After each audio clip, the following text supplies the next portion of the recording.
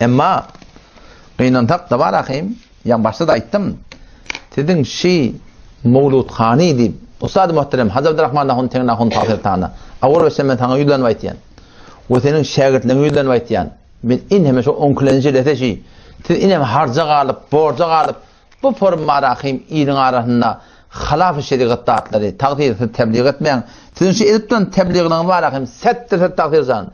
Tenşi Hanefi mezhebi ters. Settir ters. Şu tayda mar rakım Hanefi mezhebi mebnatına göre sözcülüğü çok kodanız. Peygamber ocak kodanız. Şu peygamber Allah bilen peygamberin aydan ne oraya etmek takdir zan. Tenşinin şu doğrultuda doğru var diye. Ama senin bilet bir yaşın Müslüman doğanım. Bunun katı bir yalnız. Katı bir yalnız. Hanefi mezhebin kitabından okuyonda yankı Mevludhani hakkında gurun getiripdirler. Her bir yerde şu Hanefi mezhebi hakkında Mevludhani hakkında gurun bolanna umumi soruta neme diye İza khala anil munkarati şer'an. Şu celede her vakti ki munkarattan hali bolsa şonda doğru diye. O şu Hanefi mezhebi kitabına şu gerekli. Vakti ki munkarat bola şu celededen soğa pantıma olacak odak Müslüman doğan Monimet katı bir yanlış. Ondan sonra da bu gurunda aydamanda ha ama Allah'ın avval hemişi doğru diye diyor ben hashtadını nöbette kitap yazdım bile aşağıda kitap yazdım tepede du. Şu men kitabı ben sonunda da şu gurduğunu aynen şu ayçımyalık yazdım Müslüman doğan. Çünkü men bu gurduğları men ödünden edemek. Men Hanefi mezhebin ulemalarından şu gurduğunu Müslüman doğan aytıp beni. Hatta o da Allah Melek Nevi rahmetullahi aleyh. Şu da Hanefi mezhebin ulemalarının biri. Mantığı Türkmenistan'da Allah Melek Nevi rahmetullahi aleyh'in kitaplarını hücrelerden çıkarılsa Türkmenistan'ın hücrelerine yördüp olmaya kurdu. Sonra tamam kitaplara haşiye yazıp şerfen şol almadı. Allah Melek Nevi rahmetullahi aleyh'in Mecmuatul Fetava deyip bir tane kitabı var. 3 cilt. Onu ben Türkmenistan'da fakat Mevlana Gurguz'un yanına gördüm ve bir de var akıyım Goş'ta gördüm.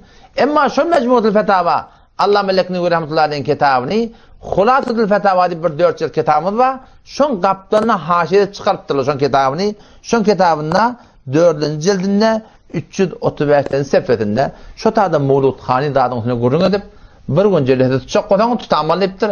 Emma şu Allah Melek Nevi rahmetullahi aleyh'e bir gün tutmakla icade veriptir. Şu ne diye?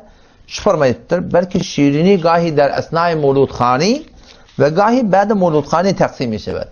Şirini paylayalı, iyeriçer paylayalı Mevludhani'nin arasında ya sonunda şunun fetva böyle şeyde burada bilkul doğru dersi deyiptir. O ne deyip ki böyle bir tertip o da burada iyidirip de tuhaf bakacak adam bir Allah Resulü'nün onda bir tertibi var. Böyle bir tertip Peygamber Aleyhisselam etmedi, sahabeyle etmedi, tabi'inle etmedi, tabi'inle etmedi, emmi müştehidinle etmedi. O zaman şu taydan nezdemen tariqi murabbace. Yani o da şu bir gün mezhepte Mevludhani tutmakla icade verip duran adam ne mi diye? Nezdemen tariqi murabbece. Şu ravaç tapan Mevludhani meşrunist doğru dersi deyip.